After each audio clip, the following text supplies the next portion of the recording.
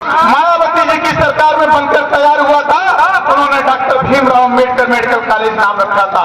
2012 में जैसे ही समाजवादी पार्टी की सरकार आई, समाजवादी पार्टी की सरकार आने के बाद रोड पर लगा हुआ डॉक्टर भीमराव अम्बेडकर जी का जो बोर्ड था उसे तोड़कर नीचे गिराने का काम किया और भीमराव अम्बेडकर लिखे हुए शब्दों पर जूते चलाने का काम किया। और इतना ही नहीं, पेशाब करने का काम इस समाजवादी पार्टी के लोगों ने किया। इस प्रकार से सभी महापुरुषों से इन्हें दिक्कत रहती है।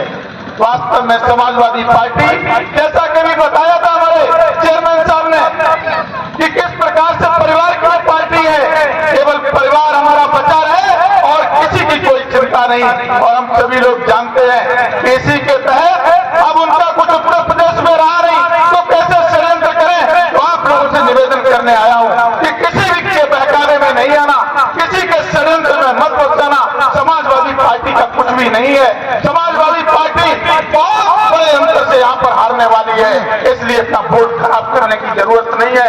मान सम्मान स्वाभिमान के लिए एक एक वोट भारतीय जनता पार्टी के लिए डालना है आप लोगों को। इस प्रकार से समाजवादी पार्टी के लोग अपमान करने का काम करते हैं।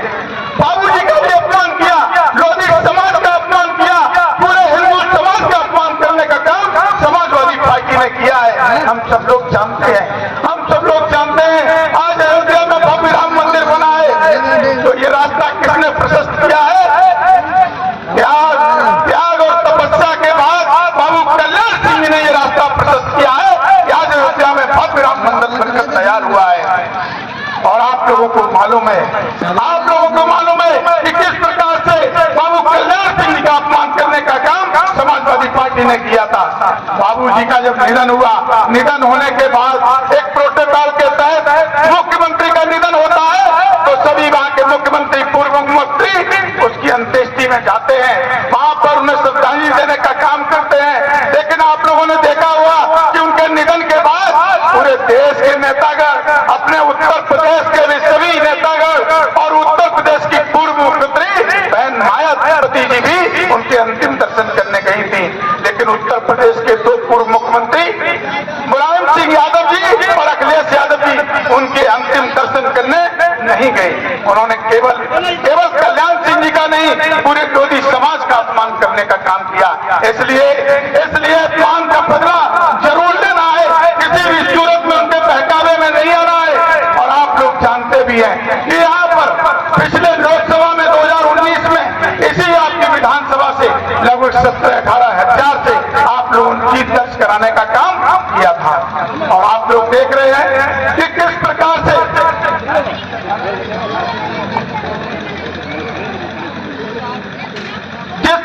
पिछली बार आपने रिकॉर्ड मतों से चुनाव जिताने का काम किया था। अब तब जब 19 के बाद मोदी जी ने क्या क्या इस देश के लिए किया है, बहुत बड़े बड़े काम किए हैं। वो काम जो देश के लोग सपने में नहीं सोचते थे, ऐसे भी काम मोदी जी ने कर डाले हैं। इसलिए मैं आप लोगों से निवेदन करता हूं, ये चुनाव कोई आम चुनाव नहीं है, बहुत ही महत्वपूर्ण चुनाव है।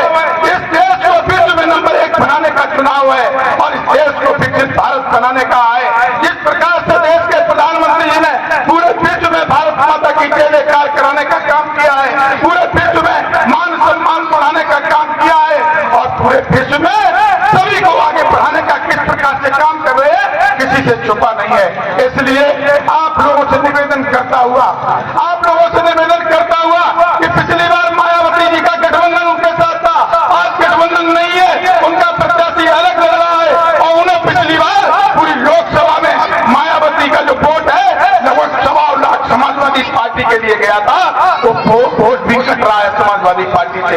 बहुत बड़ी जीत भारतीय जनता पार्टी की होने वाली है। इसलिए आप लोगों से निवेदन करता हुआ कि आप सभी लोग 13 मई को अपना एक एक वोट भारतीय जनता पार्टी के खाते में डालकर और सुब्रत पाठक को विजयी बनाने का काम